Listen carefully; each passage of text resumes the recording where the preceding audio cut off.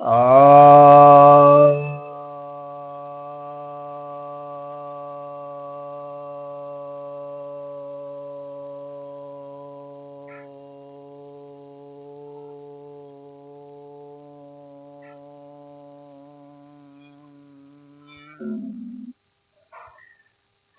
भक्तजनों को सप्रेम नमन। तो आज मैं आपको पशुपति आसन बतलाने जा रहा हूँ। यह आसन जो है आप देखे होंगे सबसे पुराना आसन जो आज तक इतिहास से आर्कियोलॉजी से जो सिद्ध हुआ है वो यही पशुपति आसन। आप हड़प्पा की शिलों में देख सकते हैं पशुपति भगवान शिव का एक नाम है पशुपति। तो भगवान शिव की जो है यह मुद्रा बनी हुई है, योगी मुद्रा है। तो यह पशुपति आसन क्या है इसको आज हम लोग देखते हैं और उस सीन से आपको पता ही भी चल जाएगा कि यह आसन कैसे है। ये कठिन आसन है, सिर्फ पंजों के बल पर ही इस पर बैठते हैं और साधना करते हैं और घुटनों पर हाथ होता है, बैठ करके किया जाने वाला आसन है। और इससे जो है आप प्रातः काल सायंकाल दोनों समय कर सकते हैं शौच क्रिया से निवृत्त होकर के, और स्नान वगैरह भी आप कर लें तो अति उत्तम है, क्योंकि यह एक ध्यान आसन भी है, ये ध्यान रखिए। वैसे तो जो 6 मुख्य ध्यान आसन हैं जो मैं आपको बताता आया हूँ, सिद्धासन है, स्वस्तिक आसन है, भद्रासन है और पद्मासन है, वज्रासन है, सुखासन है, ध्यानासन है। इसके अलावा यह भी एक है पशुपति आसन, लेकिन यह कठिन है, परंतु जो योगी होते हैं वे अवश्य करते हैं। तो चूंकि इसे सिद्ध करना थोड़ा कठिन है, क्योंकि सिद्ध करने का मतलब है कि इस आसन पर आप 3 घंटे तक रहेंगे। 3 घंटे तक पंजे पर बैठना बहुत ही कठिन होता है, परंतु हम लोग धीरे धीरे अभ्यास करके अगर नहीं बैठ सकते 3 घंटे तक तो 3 मिनट तक तो रह सकते हैं। तो 3 मिनट तक रहने का जो भौतिक लाभ है होगा वह तो हमें मिलेगा ही, और इससे एकाग्रता बढ़ जाती है और मस्तिष्क मजबूत हो जाता है।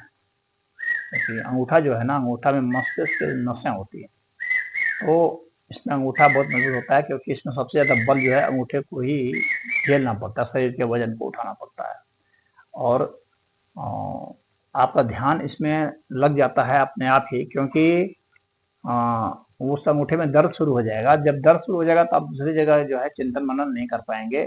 आप अपने आप दर्द पर ही आपको एकाग्रचित होना है, उसी पर फोकस आपको करना हो जाता है, अपने आप ही हो जाता है, आपको करना नहीं होगा, अपने आप ही हो जाएगा। आपको बस वो शक्ति हासिल कर लेनी है बैठने की। और अन्य जो जैसे घुटने के लिए, कमर के लिए, गर्दन के लिए तो अच्छा है ही, कुंडलिनी चक्र जागरण में भी इसकी बहुत बड़ी भूमिका होती है। तो इसको देखें, ये मूलाधार चक्र को तुरंत ही जगाता है, और इसलिए इस आसन का नाम भी पशुपति आसन है। पशु जो होता है, पशु का अर्थ होता है बंधन, और शिव जो है वो उनको वो पशुपति कहा गया है, यानी वो हम लोग जो बनते हैं तो हम लोग के बांधने वाले जो हैं वो शिव ही हैं, जो बांधते हैं वही भी मुक्त करते हैं। और जो पशु का जो आसन है, वो जो चक्र है ना, वो मूलाधार चक्र है। तो ये सबसे तेज गति से मूलाधार चक्र को जागृत करता है, और चूंकि एक बार चक्र की जागृति हो गई तो जो हमारा पशुत्व है उससे हम मुक्त होते हैं। यानी पशुत्व से छुटकारा पाने के लिए सबसे पहला है मूलाधार चक्र जागृत करना, और मूलाधार चक्र को जागृत करने के लिए सबसे बढ़िया आसन है तो यही है पशुपति आसन।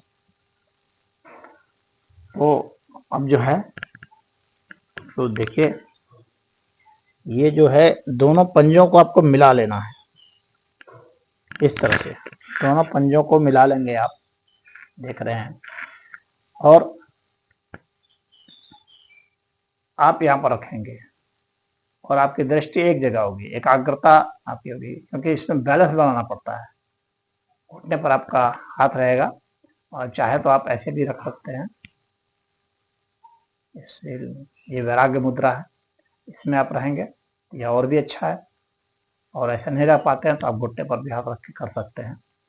तो इसमें करेंगे, एक जगह नज़र टिकाएंगे तो आपका बैलेंस सही रहेगा, दिमाग संतुलित अवस्था में रहेगा। और पंजे के बल पर रहना है तो पंजे और टांगों में बहुत शक्ति आ जाएगी और मस्तिष्क में शक्ति आ जाएगी, क्योंकि एकाग्रता इससे बनती है। बैलेंस में यह आसन किया जाता है और ध्यान पोजीशन के लिए भी बहुत अच्छा है। तो इस आसन को करें और इसका लाभ उठाएं। जितना देर हो सकता है, आपके पास 10 मिनट 15 मिनट का भी समय है, उतना भी कर सकते हैं। अगर उससे भी कम कर पाते हैं 5 मिनट, उससे भी कम तो 3 मिनट 2 मिनट, कुछ नहीं तो 30 सेकंड तो होगा, तो उतना कीजिए। हालांकि जो सिद्ध योगी हैं वे इसे 3 घंटे तक भी कर देते हैं। तो यह बहुत ही अच्छा आसन है और सबसे पुराना आसन जो हमारे पास इसके प्रमाण है उसमें से यह है। तो इसमें इतना ही। हरिओम। और जिनको साइनस की समस्या होती है ना, उनके लिए तो वरदान है, ये तो तुरंत साइनस की समस्या को दूर कर देता है। बहुत ही अच्छा आसन है।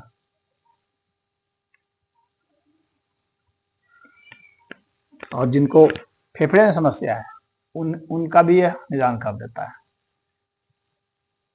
फेफड़ों की ताकत को बढ़ाता है यह बहुत ज्यादा।